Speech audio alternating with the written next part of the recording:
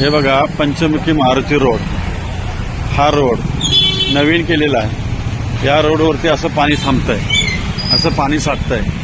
हे जे कुठलीही टेक्निकल पद्धत वापरत नाहीत, कुठलेही हे रोड कसे राहणार? बघा, या गाड्या पाण्यात आहेत। हे किरकोळ पाऊस पडलाय तर ही अशी अवस्था आहे, हे पूर्ण पाणी आहे। हे जे चाललंय हेच मी बोलतोय की महानगरपालिका, हे कर्मचारी, हे टेक्निशियन किंवा हे काही नाही आहे, सगळं आंधळं जळतंय आणि कुत्रपीठ खातंय। ही जी परिस्थिती चाललेली आहे ही होऊ नये, हे जे पाणी आहे हे होऊ नये यासाठी आम्ही म्हणतोय की हा पैसा जनतेचा असा मातीत घालू नका, हीच माझी विनंती आहे।